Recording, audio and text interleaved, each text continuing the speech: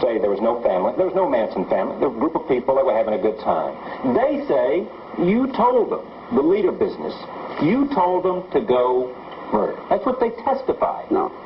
Did Watson testify to that? No. Did Watson say that? No. Did he write a book and say that? He may have said it in his book after he convinced himself of it. Yeah, he did. But he said this basically, this is what I thought Charlie wanted me to do. Yeah. See, what happens when you're dealing in the street and you're dealing in life and death? Life and death is going by you like this every day. Right. There's a guy with a knife. But you're not dealing in the street. You're up in the mountains fighting No, this is where my thought is running, see? You guys sit down, you compute all this, and you know, this all, but to me this goes by, like I may face life and death situations 4 times a day, like it was dust on my shoulder, you dig? So Tex has a little problem, he has a little problem, he gives me a gun, he can't deal with it, I have to go deal with his problem. Which is? I have to go shoot somebody for him. Because he's too much of a coward. He's laying up underneath the bed with it. Who'd you shoot? I had to shoot lots of Papa. Who? Some guy down in the drug world. I had to go down and take care of some business that was not my business. So Tex owed me one. So when I come back and I say, see, you got me in trouble. Every time I stand up for you, brother, I got to face your life and your death. You dig? I'm tired of carrying you on my back. And I threw the gun. I said, now you owe me one. And if you don't pay me when you owe me, then I'm going to pay you what you owe me. You see what I'm saying? In other words, I have to go into another person and put on another face and come back and play, you know. I understand. So you say to Tex, you owe me one. That's right. So then when my brother gets busted and my brother's in jail, then I tell Tex, pay him what you owe me. Well, I said, don't tell me nothing. I don't want to hear nothing. I'm not part of no conspiracy. I'm not breaking no laws. You dig what I'm saying? I'm not getting involved in nothing. However you do it, you do it. I don't care how you do it, but don't bring it to me. I just come back and think, sir, I got a traffic ticket. But that's not what they say. Who's they? Who's they said Susie that? Atkins. No, Susan Atkins never said, I said, do anything except do what Tex said. And I did say that. I said, Susie, you owe me? She says, yeah. I said, you remember the 3 dudes I fought for you? She said, yeah. I said, remember the other dude I cut his ears off for you? Yeah. She says, yeah. I said, well, then pay that to Tex. Don't bother me with it. All right. After you knew what that had happened at Sharon Tate's, the most brutal murder that people were aware of. Not that there's not a lot of other brutality around, but this got attention. What'd you think? Well, I looked over in Vietnam and I saw... No, what'd you think about Sharon Tate and her unborn baby? What did I think about it? Yeah. It's not my world. I don't live in that world. Well, so you didn't care? Care? Suppose Tex... What the hell does that mean, care? Well, it means love. That means some Put me in a solitary confinement, break my teeth out, break my ribs, brush me up, kick me down a hole, and then come back and tell me about care. I don't know what care is, man. You said to Tex, you owe me one. Tex goes out and commits this atrocious, horrendous, horrible crime. It's atrocious from where you're looking. It's atrocious where anybody looks.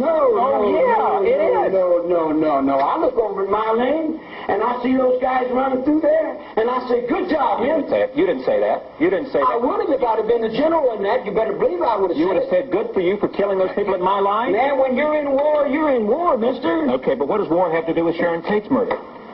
What's it got to do with any murder? But then you said one more death doesn't matter. Wait, they picked up they want to stop the war.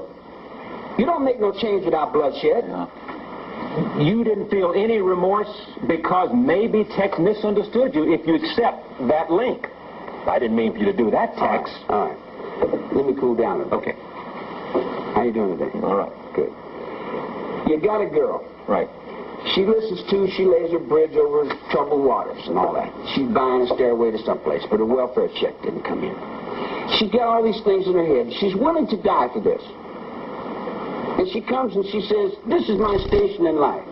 I'm an angel. I have a cause. This is what I was destined to do. She decides she wants to get up on this road and do this. I tell her, do you realize now that you're only taking your own life? And she says, yes. Yeah. How could I have remorse for her love's giving to the world? On the altar of that, I wouldn't hide it. I would say, that's beautiful. But to those who cannot give in the word love, they would hide it and say, oh, how terrible it is. But ask the Ayatollah when his young son goes out there and gets his legs blown off, or someone dies for something they believe in to die and martyr themselves into forever, you dig? Then someone that can't see that as being love, they turn around and call it dirty. And they call it nasty, and then they make their children into be criminals and crooks, and then they hide them up underneath the thing. But let me explain this to you. In that life there, as these men will tell you here, right, people hang themselves on the ventilator in the cell next to me every day. And nobody outside of where you live can understand that and can relate to that because it's a life they don't know and will never know. Because they don't care. I do. Right. But they'll turn that around and they'll say that I don't care, that they do. And then they'll say, we'll go help the misused children. All right, let me finish that thought. They said, we go help the misused children. I said, well, if you're going to help the abused children, what about these penitentiaries across the country? Aren't they abused children too?